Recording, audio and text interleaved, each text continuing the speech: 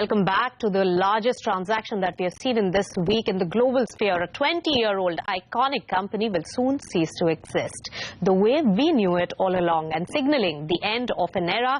Yahoo, the company synonymous with the dot-com boom and online search engine, has hit the end of its independent life. Yahoo will sell its business and the web business to VERIZON, and here are the top 3 highlights of what is truly a historic deal in every way. Yahoo has been sold for just under $5 billion at the height of the dot-com boom in 2000. Remember, Yahoo was valued at over $100 billion.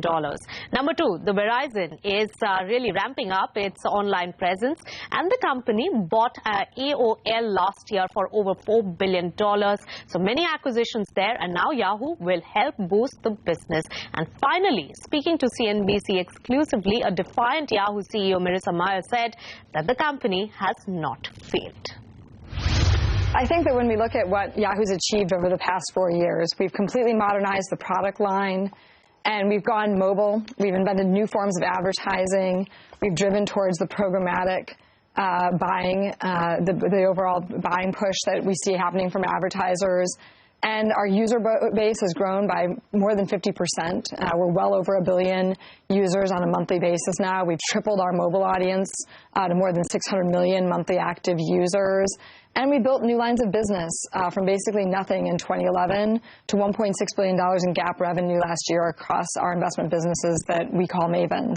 And so overall, we set out to create a stronger, more modern version of Yahoo, and that's very much happened, and we're very excited about what we're able to offer the market there. And also today is an important step for shareholders in terms of finally, taking the step of separating our Alibaba stake and our Yahoo Japan stake from the operating business is an important step to unlock value for shareholders. Marissa, though, I would not be the first to tell you that there has been a critique that this has not been a success.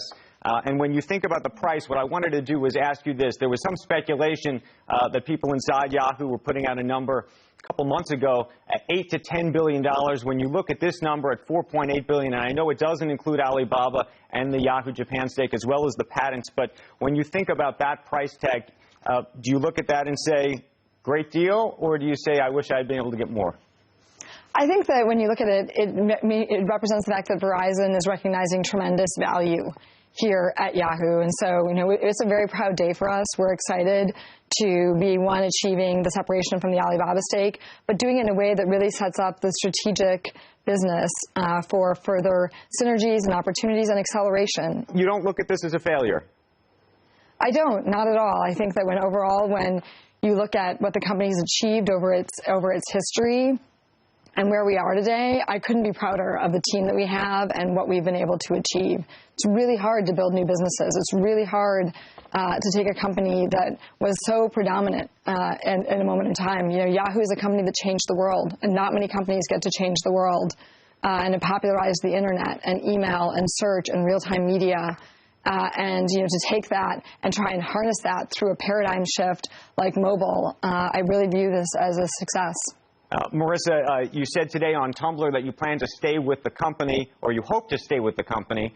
We had Tim Armstrong on earlier today. We had asked him about his expectation in terms of your role in the future. He said this has not been worked out. What can you tell us about the conversations that you may or may not have had yet about your role? We've had some conversations. I certainly plan to stay. I love Yahoo, and I want to see Yahoo into the next chapter. And Tim and I are old friends and colleagues, and I very much respect him, and I'm looking forward to working with him again. Marissa, you look relieved after what's obviously been a busy few months. Are you? I don't know if I was relieved. I'm energized. I think I'm always pretty energetic. But obviously today is a big day for the company. We're going to be talking with our employees in a few hours. And overall, it's just been a lot of work, but a really good outcome. And I'm very happy with that. Things that you would like to take back or regrets? I don't know. Vogue cover, anything? I think that there's lots of stories behind all of those moments, and some of them make them more or less understandable. I'm really proud of the way that the management team has executed and is running the business at the moment. And I think that we want to look forward, not backward, in terms of regrets. Marissa, if the company were private, You know, one of the arguments over the years has been there's been so much turnover in the company, and there have been activists. You got your job in part because Dan Loeb was originally in the company. Now Starboard was in the company. Do you think the outcome would have been different? I think that, you know, it's very important for us to look at what generates the most value and the most opportunity for the company. And when you look at this transaction that Verizon's proposed, it recognizes a huge amount of value, and that's what our process was really designed to recognize. It was designed to look for and find the best home for the operating business and the one that recognized the most value within it. All right, so that was the top management of the global companies exclusively here on CNBC TV 18. And with that, we'll slip into a short breather. But remember, on the other side, the e-commerce consolidation really picks up pace. Flipkart's bags, Jabong. All the details of that transaction coming up next.